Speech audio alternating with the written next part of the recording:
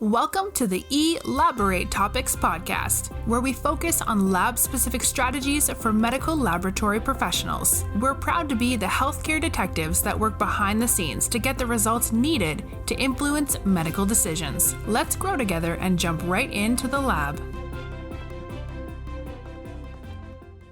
Welcome back to another episode of the Elaborate Topics podcast. I'm your co-host for today, Stephanie Whitehead, and I'm joined today by a friend of the ASCP of mine. We work together volunteering through the ASCP, and I'm so happy to have her on the show today. Welcome to the Elaborate Topics podcast, Becky Woodford. Well, thank you for having me. Oh, thank you for being here. Before we get started, if you haven't tuned into our show, thank you for tuning in today. The Elaborate Topics podcast is a weekly podcast where myself and my co-hosts, Iwana Wilson and Lona Small, bring you topics to help you inside and outside of the laboratory. We are available on all podcast platforms, and we are affiliated with LabStream. And so go over to LabVine, get your free membership, and stream us as well as other laboratory-focused podcasts on their platform. And share this with a friend. Don't be stingy. Share this out with anybody who needs to hear it, because we have a good show planned for you today. I'm very excited to have Becky in the studio with us today. So Becky, before we get too far into this, you've got a very extensive bio. You're a very accomplished professional in the laboratory community. So why don't you tell the listeners a little bit about your laboratory journey and what you are doing today? Well, thank you, Stephanie, for that intro. Yes, a little bit about my laboratory journey. Started out, of course, at college. Was trying to figure out which way I was going to go. Thought possibly medical school, and that's why my first degree is a Bachelor of Science in Human Biology. When I graduated, I decided I didn't want to go the medical school route. And so I went to work for Abbott Laboratories, and I worked in their microbiology lab. With life, I ended up back in East Lansing for Michigan State, and I had run into a friend who was talking about medical technology and realized that the clinical lab would give me more versatility with wherever life led me. So I went back to Michigan State, got my Bachelor of Science degree in clinical laboratory science. And there's a whole shout out to that department there, Dr. Kathy Doig, who was leading that whole department. She was instrumental in really talking me through that and all the coursework there. And I was able to do my internship there, luckily, at Ingham Regional in Lansing, and went on to work at Sparrow Health System in the microbiology lab. And life, of course, takes you in different directions. I ended up in Texas. And that was really due to the downturn of the economy. And anyways, ended up in Texas, where I started working for Baylor Scott White at the Heart Hospital. And I was a generalist there and got to work blood bank, chemistry, hematology, coag, all those lovely departments and sections of the laboratory. And as I was there, I saw that there was a need to really help out the nursing staff with point of care testing, and started asking more questions, diving into that. My favorite phrase is no good deed goes unpunished. So more responsibility came my way in that regard. And I became point of care coordinator along with still working the bench. That led to the opportunity for the outpatient laboratory, Baylor Scott White, with the Health Texas Provider Network in downtown Dallas, which is a very high volume laboratory, services all of DFW. And that's about like 10,000 specimens a day going through that lab.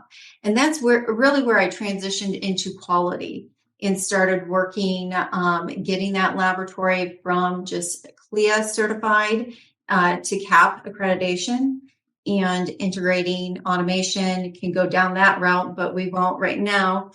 And I was there for a number of years and brought in different departments and working with lean principles and all that kind of stuff.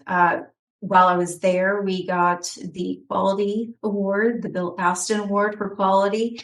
And I moved over to Avero Diagnostics just 2 years ago, which is a pathology it's an independent laboratory with multiple locations. And it was mainly because I was looking for that next step in my career, the next challenge.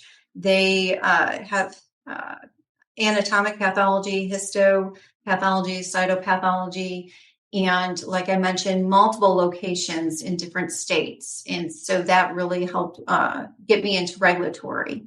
So that is actually where I'm at right now. I am director over quality assurance and regulatory affairs. And that's what I've been doing for the past 2 years. Now, I know your job is full of travel, full full of so many different things every single day. So why don't you tell the listeners a little bit about your role working as a director in quality assurance and regulatory affairs for this private laboratory and what a typical day for you looks like? I know every time we talk, you're traveling somewhere different, maybe within the North American region, maybe not. And so, how have your previous roles prepared you for what you are currently doing now? Well, typical day, my schedule is broken down into I've taken the quality management system, right, for our entire organization. I have quarterly checks. And so my schedule, I have tracers, audits broken down into that. It might actually involve renewing licenses, talking to departments if we're preparing for an inspection. We've talked about that multiple times. I'm in charge of really every inspection that hits all of our locations. But a typical day, really, I get my schedule planned out based on that integrated quarterly designated schedule of audits and tracers and everything. However, I state that that I'm scheduled, but anything can really come in my door. Functioning with quality, you never know what's going to hit the lab, what kind of issue happens. Quality is a resource for we within the guidelines of regulatory and compliance, right? So I really love that our leaders in our organization can come to me with a question if there is a problem, they're implementing something, they're doing testing, validation, and they need those questions answered. So really it functions on either scheduled time, or like I said, something can hit the door. And then of course, that's the biggest fire to go through. Mentioning the traveling, I do travel up to our other locations. I try to hit them once a month. And so I do travel up to Washington. We have a lab where up there that is participating in clinical trials and with research. And so we have partnered with a laboratory in British Columbia. So I've been able to cross the border into Canada and go visit that laboratory and using it either as a reference, or they're going to be using us as a reference laboratory. And so it's a lot of travel. It's a lot of checks and balances, making sure all of our processes are in place. Like I touched on, the tracers, the audits that I conduct myself, making sure everything is in line and stays in line. And then we get prepared for our inspections that way. So we're constantly in a state of preparation for inspections. So I guess my job is really, there's a lot of just go with the flow too, right? So it's never boring. I should touch on that. It's definitely never boring. I'd imagine you have to be a very nimble person and have the personality to, change with what the day brings. There are always budding and new graduates who listen, or people very early in their laboratory careers listening to the podcast, and we want to make sure that we provide insight for them too, career tips, roadmaps for them as they're going through their journey of things just to consider. Um, obviously working the bench and being that frontline person in the laboratory is extremely important in any laboratory. But if you are a person who's thinking, what are my next steps? What is the next thing that I can do? Then we like to try to give them some tips to think about and consider as they think about their career in terms of like a roadmap. And so I want to ask you, what are some of the things that you like about your position in quality, and what advice would you give someone who wants to go into a role in quality? Perhaps what characteristics should they, if I'm a person who's detail oriented, or if I'm a person who, really likes to look at, are we doing things in a correct manner, or could we do things better or easier or leaner, or, other characteristics a person should look at? And also, what experience certifications might be valuable for them to start learning, gaining, studying for now, if this is a career track that would be interesting to them. I asked you a mouthful, so hopefully. Yeah. Well, to start, anyone can really, quality, I view that as everyone's job, right? The results that we get out the door, we want them to be of quality and as accurate as possible, because we're all here for patient care. And it's very easy to get into quality. Like I had mentioned, started looking at areas that just needed more attention.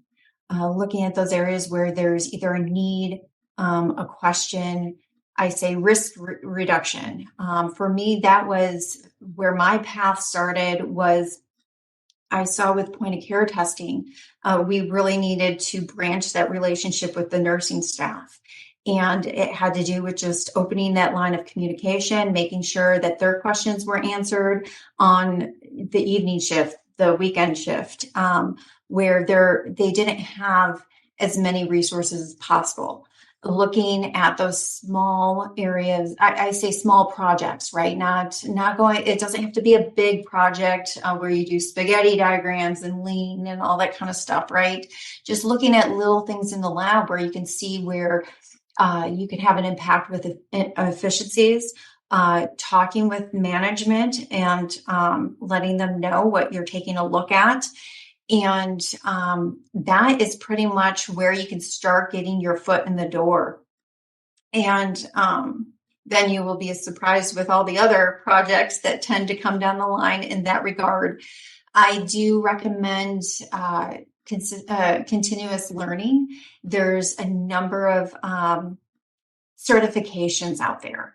And I believe the certifications, it's mainly the information that is given through the certification. I don't really look at certifications themselves. I look at the information that you acquire from that. And so American Society for Quality at ASQ, phenomenal with auditing and quality foundation. Certified professional in healthcare quality. That gives the overall of healthcare quality there. There's lean training that I went through Purdue. There's a number of programs out there. And then also with regulatory, that can lead into regulatory, and there's the regulatory affairs professional. So while everyone's looking at little projects and how they can reduce risk and just jump into what can be improved, essentially, looking at all those certifications that can help give that information on how you can make an impact or improve a process and put that all together. That pretty much, I would say, for anyone who's looking into quality, that's the best way to start. And of course, asking, I get that question a lot, like, how did you get into quality? And honestly, that's how I did. I start looking at all these little projects, and no good deed goes unpunished is my favorite phrase. It led into more and more and down that whole line. And you and I, we know each other because one, we're Texas buddies. Shout out to all of the laboratorians listening in Texas. But we work together for a professional organization, like I mentioned in the top of this episode, ASCP, on the Council of Laboratory Professionals together. And I know you also volunteer with other organizations. And so have you found value supplementing what you do on a daily basis in quality with volunteering and being active in professional organizations like you are? Definitely. And that is a piece of advice to, if I ever could go back and tell myself what to do earlier in my career, it would be to volunteer, jump into these organizations such as ASCP. There's so many different organizations out there. And by default, you get to meet great individuals like yourself, Stephanie. And you get to just that collaboration, talk about what's going on in the lab. How did other individuals overcome either obstacles or maneuver through different areas? The new information, the new technology that's out there, all that those relationships they're instrumental, right? You can take tools, resources that others have without recreating the wheel.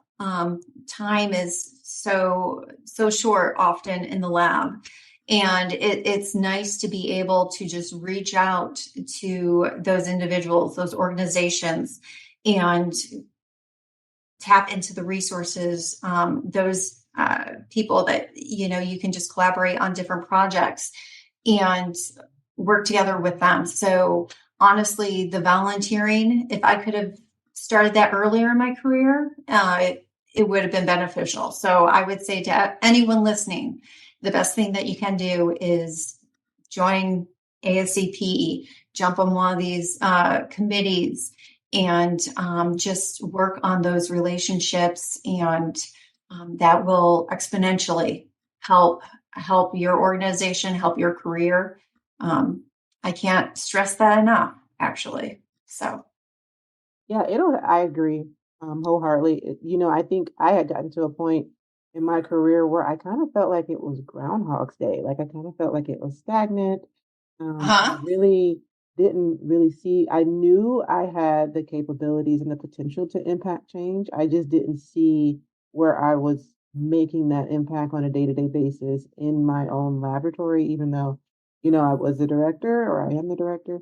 And I would say volunteering in a number of organizations has completely changed that. It hasn't only changed that for me feeling like I'm making an impact, but it's also opened my mind. I mean, you meet many incredibly talented, like yourself, Becky, laboratory professionals, some that are entrepreneurs, some that are educators, some that have written textbooks. And then you start thinking, can I write a textbook? Can I be an entrepreneur? Can we work together on something? And so, what you see in front of you in your home state, in your laboratory, is not all that there is. And so I encourage people to network, and understand what's out there.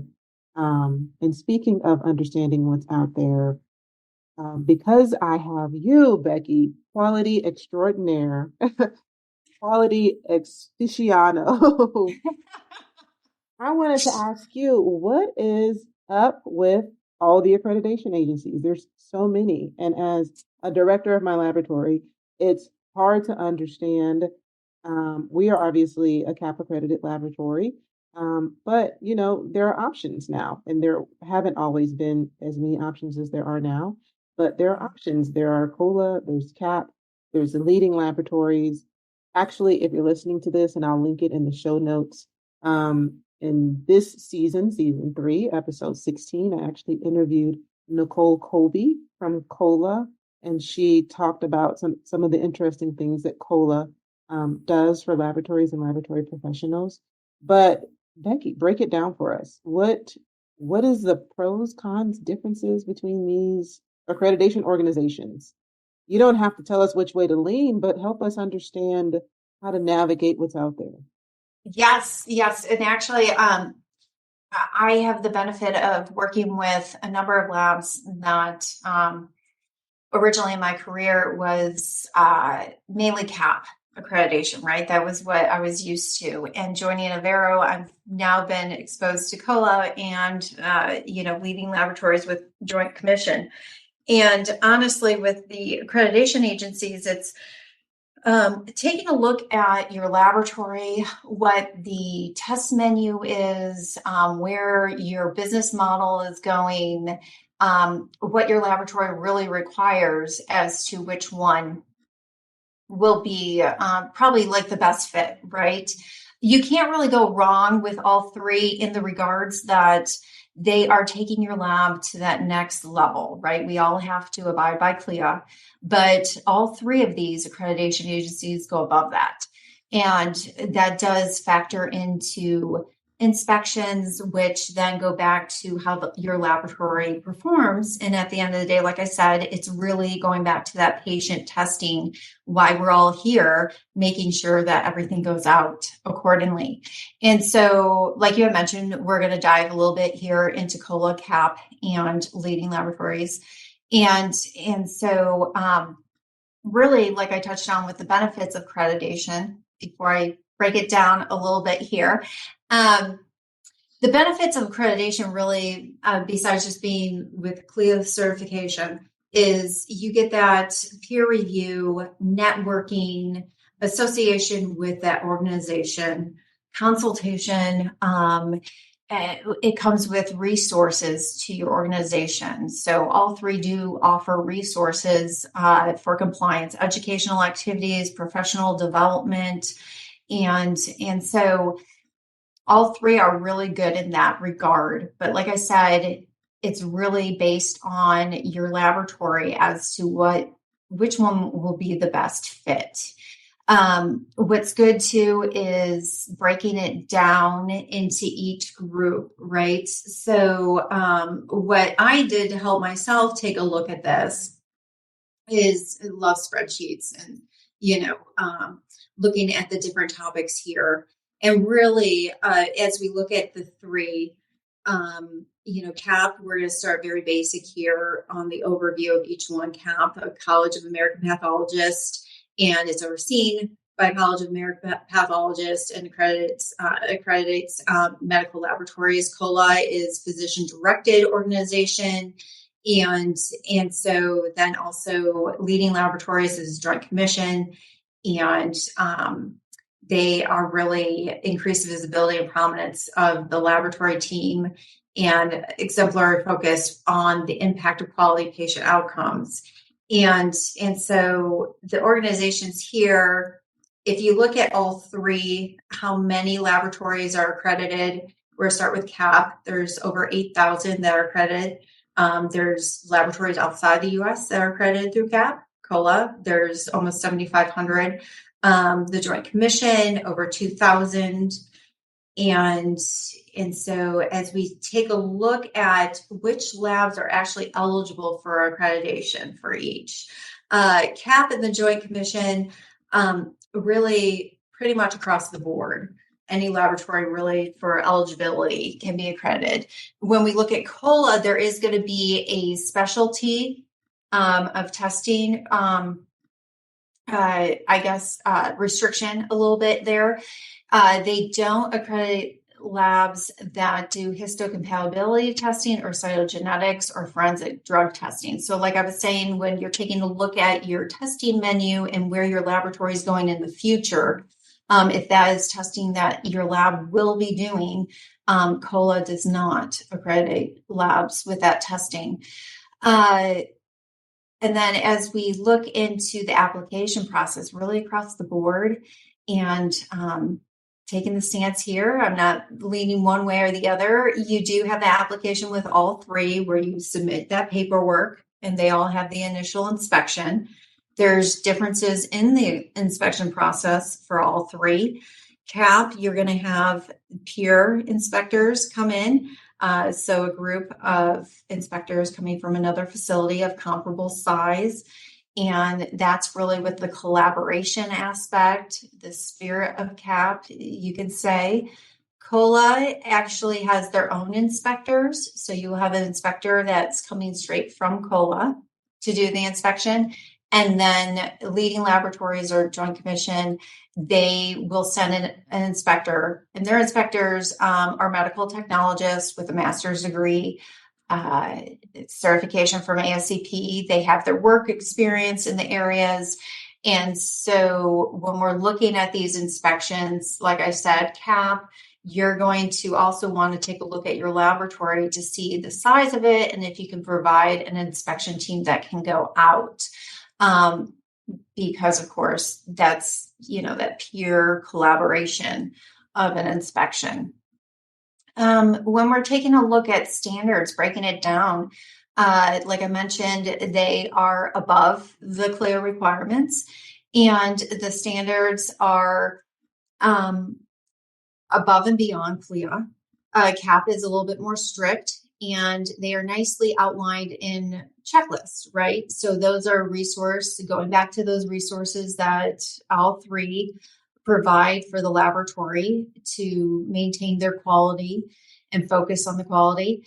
The checklists from CAP are more detailed and specialty specific, and they're customized to the laboratory, to your laboratory, the testing that you perform there. Those checklists, they are reviewed by more than 500 pathologists, and they give little notes of what evidence should be supported to show compliance. COLA, it's not necessarily specialty specific, just like CAP, but there is that checklist that you can go through, and it lists all the different areas to check. And then, of course, with the Joint Commission, you have checklists, and they have very similar as to what they're looking for, not necessarily specific methods of compliance, but of course, they touch base on what should be very similar to achieving to make sure that you are compliant with that requirement. And then other aspects, all three accreditation agencies, they monitor proficiency testing required, licensure throughout the states, the cost, if we're talking about cost. The most cost effective would be COLA, but the other ones, you're going to have those application fees, the annual cost for when, just maintaining your accreditation. And then, of course, with the survey fee coming through. And so pretty much that is really breaking down all three. Sorry, Stephanie, I think I just continued to talk there. I don't know if there was anything wanted to jump in on. That was a very thorough review of all three. As a laboratory director, I appreciate that because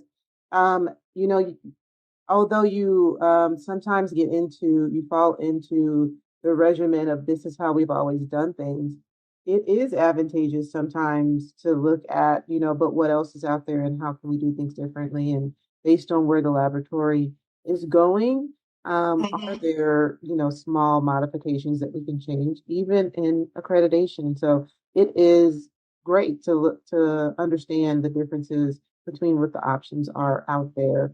A lot of times I hear Becky talk, techs or pathologists talking about things that they wish were different. And this could be through CAP or through COLA or through Leading Laboratories.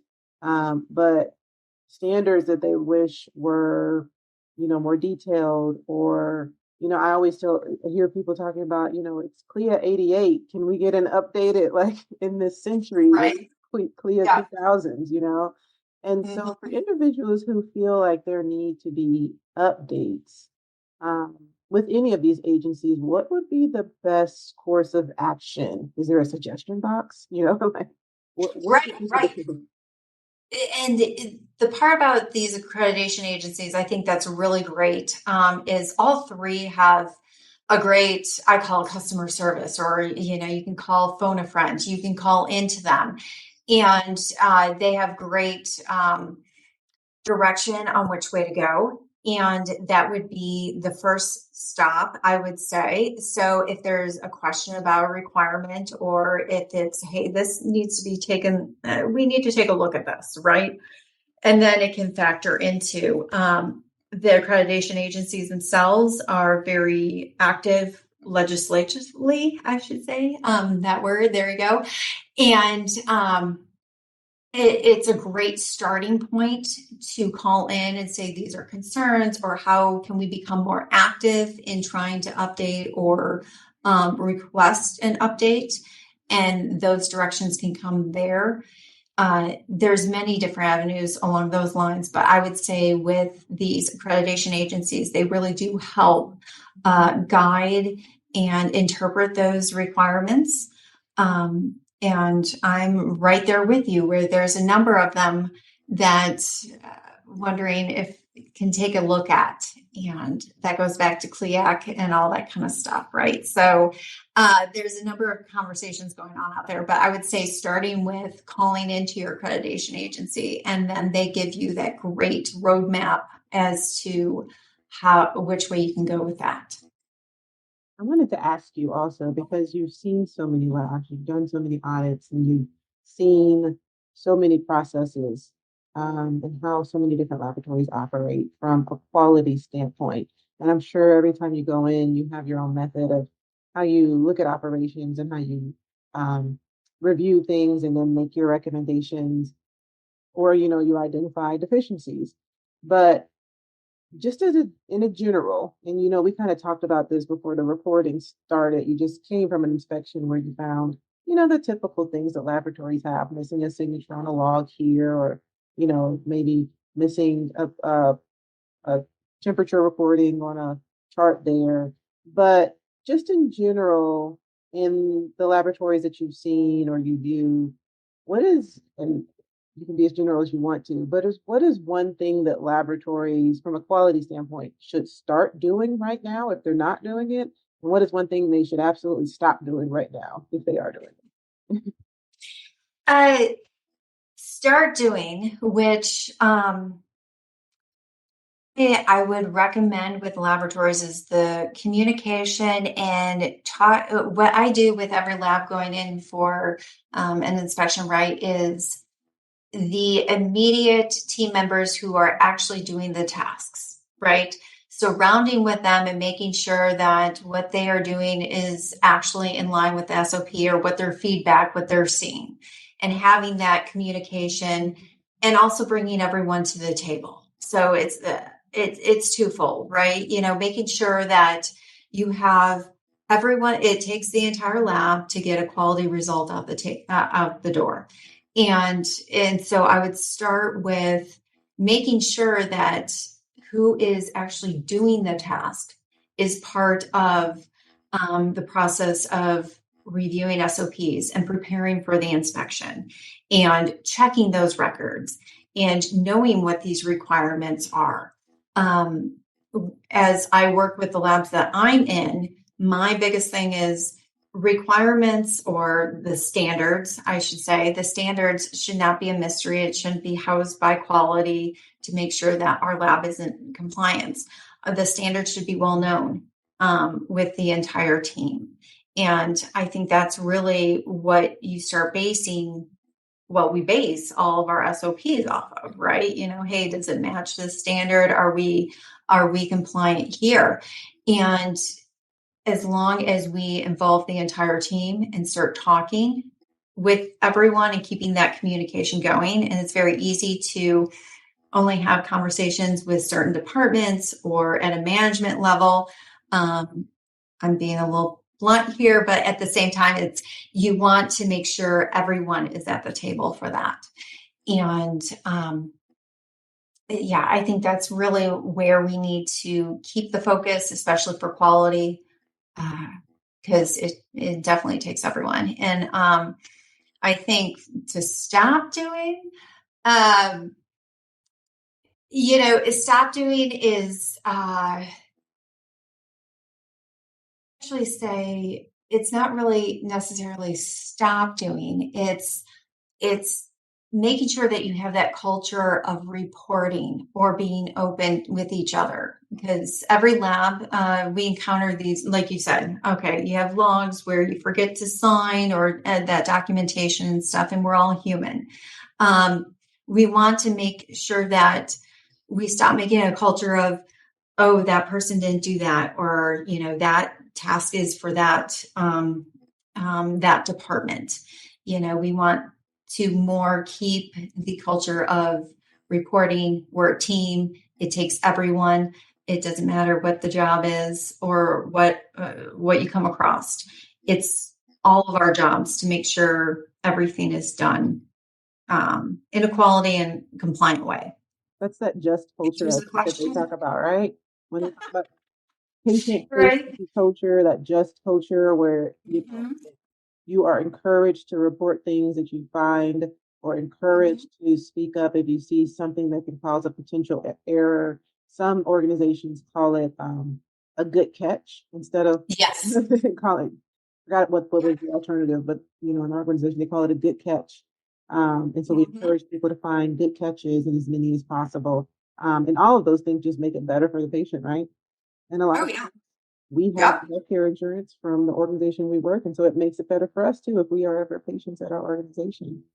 Um, Exactly. I have a lot of friends that are in quality, and one of the things that they face sometimes are that you guys get a bad rap. People sometimes see quality as like the police, walking Yep. to the laboratory with their clipboards and doing audits and things like that. Yes. But in actuality, sometimes it can be a difficult position because you do have that responsibility, but not necessarily that authority. Like you have accountability and responsibility for the standards and making sure that everybody is doing things correctly. But in some areas, I'm not necessarily able to write up a staff member or coach a staff member. I can certainly give feedback, but I don't have like staffing responsibility for the person. How have you, in your role, learned to work through that or combat that? Or do you face that? I don't know. Yes, yes, actually, and going into different organizations, I won't touch base on which ones those are. I've come after predecessors who are more along, and I say that too, the police of the lab, right? The approach I like to take is um, let's partner together. Let's see what needs to be improved. If something goes wrong, definitely want to know about it right away. And it goes back to keeping focus on what the process is, right? And because a high percentage of non-conforming events or whatnot, if something goes wrong in the lab, it's usually because the process isn't up to par. And so I walk into the lab and I let it know, build those relationships with everyone in the lab, all team members, all departments, materials management, HR, everyone that factors into your quality management system, right? It literally takes all different departments, all staff, getting to know the techs working the bench, the phlebotomists, the couriers, letting them know that it's not taking a look at precisely what they're doing, but our processes as a whole. And I touched on building on those relationships so they know it's not punitive. It's more, hey, come and let us know how we can improve a process and let's work together on improving that. So it's not me saying this is what needs to be done. Now, granted, do I refer back to the standard? I like to pull the standard in just to make sure we're all going from the same thing and not just from memory. And so pull in the standard and see, okay, are we following this? What do we need to do? And have it more of a group. Okay, how do we get there? Like you mentioned, my purview, I don't get to write anyone up. I don't want to write up anyone up. I get to defer to their manager or director if per se that small percentage, it does involve something that happened with the actual employee. But I keep it based on what is the process, what's the procedure, what's the standard, are we doing it as a whole? And that to me is very important with quality. And essentially, once you start establishing that we're working together as a team we're rowing in the same direction, and quality is your resource to say, hey, what does the standard actually mean? What do we actually have to follow? As you partner with the teams in that regard, you find more and more team members are coming to you. Sometimes it's like, okay, too many people coming in the door, but love to see that where they just stop by and say, hey, I just want to make sure this is correct. Or what are your thoughts on this? Or can you take a look at this? And it goes back to collaboration. We're all in the same boat. We all want the same end goal. But yeah, sometimes you get the bad rap as we're police. This is what has to happen. But if you say, let's work together on what's the resolution or how can we work together to make that process in line with the standard, pretty much everyone jumps on board with that, and you don't have to be the bad guy. Because you're not a bad guy. You're not. Right. Like, you're right. It's quality is everybody's job, and we should all be working together for the same thing. So I love that because I'm a person who likes to manage off of relationships and build relationships and then kind of go from there. Mm-hmm. So as we wrap up, I think you've given us all something definitely to chew on. I hope everybody had their pencils and pads out and took lots and lots of notes. Is there any question that you wish I would have asked you that I didn't ask you, or something you want to leave the audience with on this topic?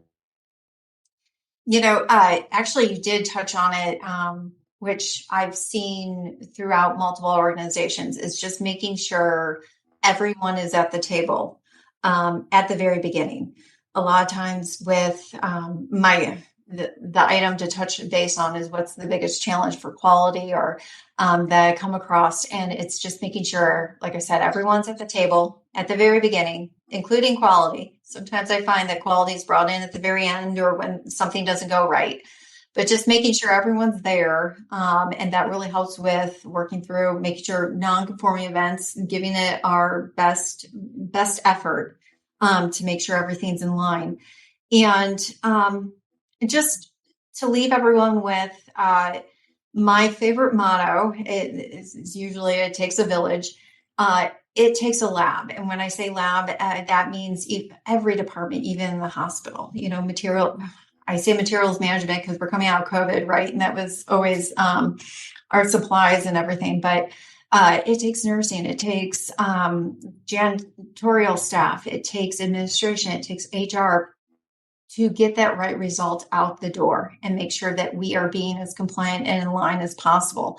And just to remember that we are all one big team and rowing in the same direction. And as long as we collaborate, we have those open communications, we are going to get there. And at the end of the day, get those results out to the patients, the clinicians, and really add to that quality of care. So thank you, Becky, for all of that information today. That has been, like I said, a wealth of information. I think our guests are going to get a lot out of this show. But as we wrap things up, you're a friend of the show now. You are official Elaborate Topics friend of our podcast. And whenever you would like to come back, you have an open door policy. We certainly like for you to come back and talk about anything that you feel like our audience and our laboratory friends could benefit from. But before you leave, as a friend to the show, if you could name a guest that you'd love to see on our podcast, who would that person be? But before you answer, we've got homework for you on this on this question because you have to help me get your answer on the show. Yes. And I am more than willing to work on that homework, and that would be Dr. Kathy Doig. I mentioned her previously. She was one of my professors from Michigan State. I would love to see her on the show. She comes with she's a wealth of information, medical technology, but also she's known where, we've come from and has, where we're going. And my great respect. And like I said, she was one of the most influential people on my career choice. So I would love to see her on the show. All right. Everybody listening, we can look forward to a future episode. Right? For Kathy Yes. Joy. Again, thank you for joining me today. Why don't you tell the listeners how they can connect with you, reach out to you outside of this episode, because I'm sure people will have more questions about what we talked about today. So how can we reach you? By all means, yes, you can find me on LinkedIn under Becky Woodford. Just search for me and message me through there. And I would love to talk to anyone and everyone about quality, how to get into it, how even just have conversations about collaboration on different topics. So find me on LinkedIn. Well, thank you for coming on the show today, Becky. This has been wonderful. I appreciate you taking the time out to do this. And thank you for everybody who is listening today. Elaborate has an extensive library, y'all. We have closing up on 3 seasons, over 180 shows. We are listened to in over 100 countries.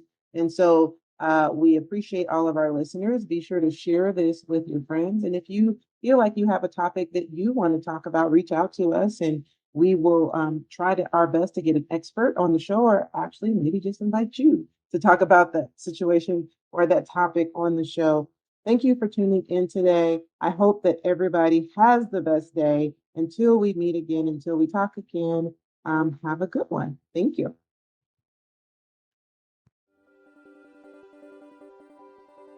Thank you for tuning in to another episode of Elaborate Topics, where your hosts discussed relevant strategies for laboratory professionals. Please subscribe to this podcast on your favorite podcast platform and listen to us on directimpactbroadcasting.com. Stay tuned for another episode with information you can use to excel in your laboratory career.